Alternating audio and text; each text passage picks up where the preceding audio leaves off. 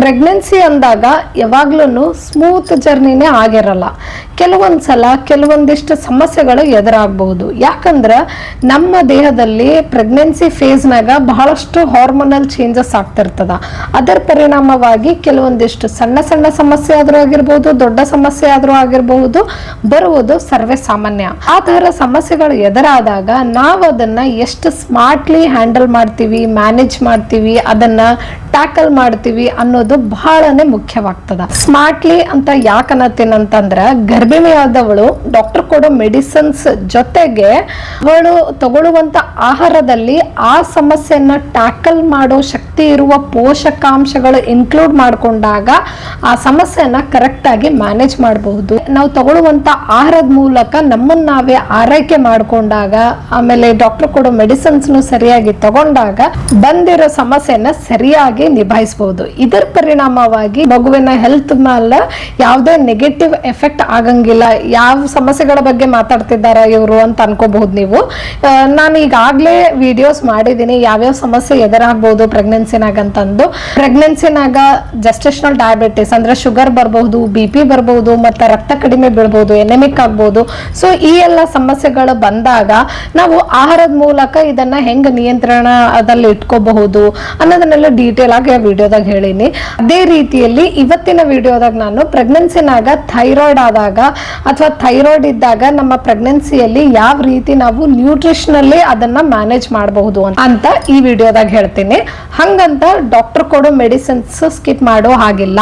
Thyroid ಇದ್ದಾಗ doctor ಕೊಡೋ medicines ಬಹಳ ಇಂಪಾರ್ಟೆಂಟ್. ಆ ಮೆಡಿಸಿನ್ಸ್ ಜೊತೆಗೆ ಆಹಾರದ ಮೂಲಕ ಯಾವ್ಯಾವ ಪೋಷಣೆ ಅತ್ಯಗತ್ಯ ಇರ್ತಾವ ಥೈರಾಯ್ಡ್ ಹಾರ್ಮೋನ್ ಕಂಟ್ರೋಲ್ ಅಲ್ಲಿ ಇರಕ, ಅದನ್ನ ಮ್ಯಾನೇಜ್ ಮಾಡಕ ಅಂತ ಅನ್ನೋದನ್ನ ತಿಳ್ಕೊಂಡಾಗ ನಾವು ಆಹಾರದ ಮೂಲಕನೂ ಸ್ವಲ್ಪ ಕೇರ್ ಮಾಡಿದಾಗ ಆ ಆಹಾರ, ಆ ಪೋಷಣೆ ಡಾಕ್ಟರ್ ಕೊಟ್ಟಿರೋ ಮೆಡಿಸಿನ್ಸ್ ಗೆ ಸಪೋರ್ಟ್ ಮಾಡ್ತದ. ಅವಾಗ ಬಂದಿರೋ ಸಮಸ್ಯೆನ ಸರಿಯಾಗಿ ನಿಭಾಯಿಸಬಹುದು.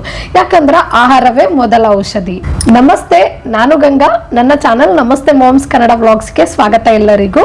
ನೀವೇನಾದ್ರೂ ಫಸ್ಟ್ ಟೈಮ್ ನನ್ನ ವಿಡಿಯೋ ನೋಡತ್ತಿದ್ರಿ ಅಂದ್ರೆ ನನ್ನ ಚಾನಲ್ ನ ತಪ್ಪದೆ ಸಬ್ಸ್ಕ್ರೈಬ್ ಮಾಡ್ಕೊರಿ. ಬಿಕಾಸ್ ನನ್ನ ಚಾನಲ್ನಾಗ ನಾನು ಪ್ರೆಗ್ನೆನ್ಸಿನಾಗ, ಟ್ವಿನ್ ಪ್ರೆಗ್ನೆನ್ಸಿನಾಗ ನಮ್ಮನ್ನ ನಾವೇ ಯಾವ ರೀತಿ ಆರೈಕೆ ಮಾಡ್ಕೋಬೇಕು, ಹಾಗೆ ಪೇರೆಂಟಿಂಗ್ ರಿಲೇಟೆಡ್ ಮತ್ತೆ life style, fashion, travel related vlogs ಎಲ್ಲ ಮಾಡಿ ಹಾಕ್ತಿರ್ತೀನಿ. ಓವರ್ ಆಲ್ ಪ್ರೆಗ್ನೆನ್ಸಿಯಲ್ಲಿ ಹೆಲ್ತ್ ಯಾವ ರೀತಿ ನೋಡ್ಕೋಬೇಕು ಅಂತೆಲ್ಲ ಹೇಳ್ತಿರ್ತೀನಿ. ಸೊ ಈ ಎಲ್ಲ ಮಾಹಿತಿಗಾಗಿ ನನ್ನ ಚಾನಲ್ ನ ತಪ್ಪದೆ ಸಬ್ಸ್ಕ್ರೈಬ್ ಮಾಡ್ಕೊರಿ. ಅಂಡ್ ಇವತ್ತಿನ ವಿಡಿಯೋ ಥೈರಾಯ್ಡ್ ಡ್ಯೂರಿಂಗ್ ಪ್ರೆಗ್ನೆನ್ಸಿ ಅಂದ್ರೆ ಈ ವಿಡಿಯೋನಾಗ ನಾನು ಥೈರಾಯ್ಡ್ ಅನ್ನ ನ್ಯೂಟ್ರಿಷನಲ್ಲಿ ಹೆಂಗ್ ಮ್ಯಾನೇಜ್ ಮಾಡ್ಬೇಕಂತ ಅನ್ನೋದ ಹೇಳ್ತೀನಿ. ಮತ್ತೆ ಯಾವ ರೀತಿ ಸಿಂಪ್ಟಮ್ಸ್ ತೋರಿಸ್ತದೋ ಥೈರಾಯ್ಡ್ ಇದ್ದಾಗ, ಮತ್ತೆ ಯಾವ ಫುಡ್ ನ ಅವಾಯ್ಡ್ ಮಾಡ್ಬೇಕು ಅಂತೆಲ್ಲ ಹೇಳ್ತೀನಿ. ಹಾಗಾಗಿ ವಿಡಿಯೋನ ಪೂರ್ತಿಯಾಗಿ ಸ್ಕಿಪ್ ಮಾಡ್ತೀನಿ ನೋಡ್ರಿ. ನಮ್ಮ ದೇಹದಲ್ಲಿ ಥೈರಾಯ್ಡ್ ಗ್ಲ್ಯಾಂಡ್ ನಮ್ಮ ಮೆಟಬಾಲಿಸಮ್ ನ ಕಂಟ್ರೋಲ್ ಮಾಡ್ತದ. ಅದರಿಂದ ನಮ್ಮ ಬಾಡಿ ವೇಟ್ ಕಂಟ್ರೋಲ್ ಅಲ್ಲಿ ಇರ್ತದ. ಅದ ನಮ್ಮ ಎನರ್ಜಿ ಲೆವೆಲ್ ಕಂಟ್ರೋಲ್ ಮಾಡ್ತದ.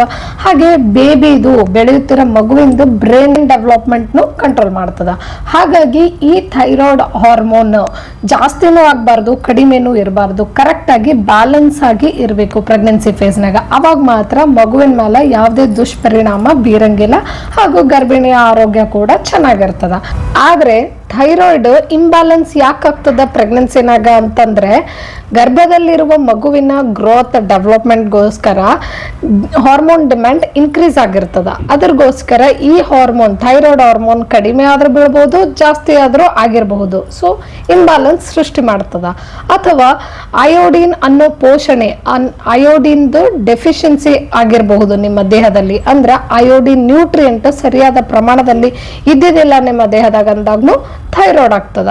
ಅಥವಾ ಸ್ಟ್ರೆಸ್ ಇಂದ ಅಂದ್ರೆ ಒತ್ತಡ, ಅಥವಾ ಪುವರ್ ನ್ಯೂಟ್ರಿಯೆಂಟ್ ಅಬ್ಸಾರ್ಪ್ಷನ್ ಅಂದ್ರೆ ನೀವು ತಗೊಳ್ಳುವಂತ ಆಹಾರದಿಂದ ಪೋಷಣೆ ಎಲ್ಲ ನಿಮ್ಗೆ ಸರಿಯಾಗಿ ಸಿಗ್ತಾ ಇಲ್ಲ ಅಂತಂದಾಗಲೂ ಈ ಥೈರಾಯ್ಡ್ ಸಮಸ್ಯೆ ಎದುರಾಗುವ ಚಾನ್ಸಸ್ ಹೆಚ್ಚಿಗೆ ಇರ್ತದ.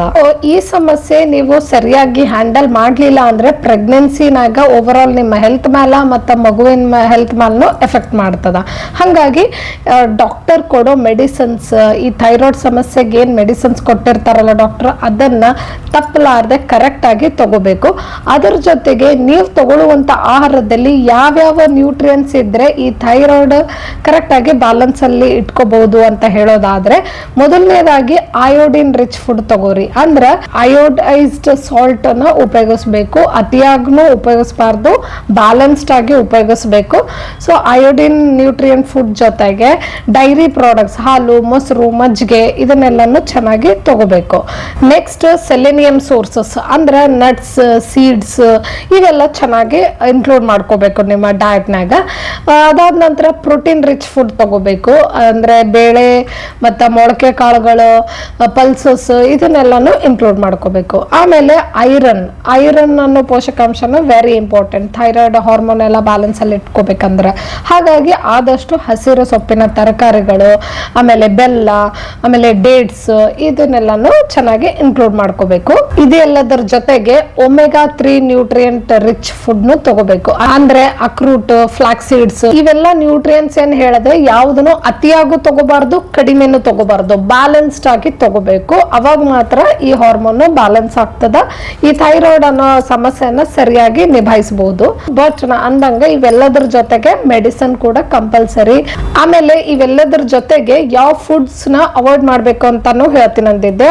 ಯಾವ್ಯಾವ ಅವಾಯ್ಡ್ ಮಾಡ್ಬೇಕು ಅಂದ್ರೆ, ಜಂಕ್ ಫುಡ್ ಅತಿಯಾಗಿ ತಗೊಳ್ಳೋದನ್ನ ಅವಾಯ್ಡ್ ಮಾಡ್ರಿ, ಅದರಿಂದನೂ ಥೈರಾಯ್ಡ್ ಇಂಬ್ಯಾಲೆನ್ಸ್ ಆಗ್ತದ. ಅದಕ್ಕೆ ನಾನು ಫಸ್ಟಿಗೆ ಹೇಳಿದ್ದೆ, ನಾನು ಆಹಾರದ ಮೂಲಕ ನ್ಯೂಟ್ರಿಯೆಂಟ್ಸ್ ಎಲ್ಲ ಕರೆಕ್ಟ್ ಆಗಿ ಅಬ್ಸರ್ವ್ ಆಗಲಾಗಿತ್ತು ಅಂದ್ರೆ ಪುವರ್ ನ್ಯೂಟ್ರಿಯೆಂಟ್ ಅಬ್ಸರ್ಪ್ಷನ್ ಇತ್ತಂದಾಗೂ ಥೈರಾಯ್ಡ್ ಇಂಬ್ಯಾಲೆನ್ಸ್ ಆಗ್ತದಂತ. ಅದೇ ಜಂಕ್ ಫುಡ್ ತಗೊಂಡಾಗ ಅದರಲ್ಲಿ ಸರಿಯಾಗಿ ನ್ಯೂಟ್ರಿಯೆಂಟ್ಸ್ ಇರಂಗಿಲ್ಲ ಎಲ್ಲಾನು. ಸೊ ನ್ಯೂಟ್ರಿಯೆಂಟ್ ಅಬ್ಸರ್ಪ್ಷನ್ ಎಲ್ಲ ಚೆನ್ನಾಗಿ ಆಗಂಗಿಲ್ಲ, ಹಾಗಾಗಿ ಥೈರಾಯ್ಡ್ ಸಮಸ್ಯೆ ಎದುರಾಗ್ತದ. ಆಮೇಲೆ ಅದು ಇಂಬ್ಯಾಲೆನ್ಸ್ ಆಗೇ ಇರ್ತದೆ, ಕರೆಕ್ಟ್ ಆಗಿ ಪ್ರಾಪರ್ ಆಗಿ ಮ್ಯಾನೇಜ್ ಆಗಲ್ಲ. ಸೊ ಆದಷ್ಟು ಜಂಕ್ ಫುಡ್, ಪ್ರಾಸೆಸ್ಡ್ ಫುಡ್ ಇದೆಲ್ಲಾನು ಅವಾಯ್ಡ್ ಮಾಡ್ರಿ. ಹೆಚ್ಚಿಗೆ ಉಪ್ಪು ಇರುವಂತಹ ಫುಡ್ ಅವಾಯ್ಡ್ ಮಾಡ್ರಿ. ಮತ್ತೆ ರಿಫೈನ್ಡ್ ಶುಗರ್ ಹಾಗೂ ರಾ ಕ್ರೂಸಿಫರಸ್ ವೆಜಿಟೇಬಲ್ಸ್ ಅವಾಯ್ಡ್ ಮಾಡ್ರಿ. ಫೈನಲಿ ನಾನು ಏನ್ ಹೇಳೋದಂದ್ರೆ, ಪ್ರೆಗ್ನೆನ್ಸಿಯಲ್ಲಿ ಈ ಥೈರಾಯ್ಡ್ ಸಮಸ್ಯೆನ ಬರೀ ಡಯಟ್ ಅಥವಾ ನ್ಯೂಟ್ರಿಷನ್ ಮುಖಾಂತರ ಮಾತ್ರ ಕರೆಕ್ಟ್ ಮಾಡಕ್ ಆಗಲ್ಲ. ಡಾಕ್ಟರ್ ಕೊಡೋ ಮೆಡಿಸಿನ್ಸ್, ಅದರ ಜೊತೆಗೆ ಈ ತರ ಒಂದು ಒಳ್ಳೆ ಪೋಷಣೆ ಇರುವಂತ ಒಂದು ಡಯಟ್ ಮತ್ತು ರೆಗ್ಯುಲರ್ ಆಗಿ ನಿಮ್ಮ ಹಾರ್ಮೋನ್ಸ್ ಎಲ್ಲ ಚೆಕಪ್ ಮಾಡ್ಕೊಂತ ಇರೋದು, ರೆಗ್ಯುಲರ್ ಮಾನಿಟರಿಂಗ್ ಇದ್ದಾಗ ಈ ಮೂರು ಎಲ್ಲ ಕರೆಕ್ಟ್ ಆಗಿ ಸೇರ್ಕೊಂಡಾಗ ಅವಾಗ ಈ ಸಮಸ್ಯೆನ ಸರಿಯಾಗಿ ನಿಭಾಯಿಸಬಹುದು. ಅವಾಗ ಮಾತ್ರ ನಿಮ್ಮ ಪ್ರೆಗ್ನೆನ್ಸಿ ಜರ್ನಿ ಸೇಫ್ ಆಗೂ ಇರ್ತದ, ಸ್ಮೂತ್ ಆಗೂ ಇರ್ತದ. ಇವತ್ತಿನ ವಿಡಿಯೋ ನಿಮ್ಗೆ ಏನಾದ್ರೂ ಇಷ್ಟ ಆದ್ರೆ, ಯೂಸ್ಫುಲ್ ಅನ್ಸಿದ್ರೆ ಲೈಕ್ ಮಾಡ್ರಿ, ಕಮೆಂಟ್ ಮಾಡ್ರಿ ಹೆಂಗ ಅನ್ನಿಸ್ತು ಅಂತ. ಆಕ್ಚುಲಿ ಕಮೆಂಟ್ ಸೆಕ್ಷನ್ ನಾಗ ನಂಗೆ ಒಬ್ರು ಕೇಳಿದ್ರಿ ಥೈರಾಯ್ಡ್ ಬಗ್ಗೆ ವಿಡಿಯೋ ಮಾಡಂತ. ಐ ಹೋಪ್ ಈ ವಿಡಿಯೋ ನಿಮಗೆ ಹೆಲ್ಪ್ ಆಗಿದೆ ಅಂತ. ಸೊ ಇಲ್ಲಿಗೆ ಈ ವಿಡಿಯೋನ ಮುಗಿಸ್ತಾ ಇದ್ದೀನಿ. ಮತ್ತೆ ಮುಂದಿನ ವಿಡಿಯೋದಲ್ಲಿ ಭೇಟಿ ಆಗೋಣ. Until then, take care. Bye bye.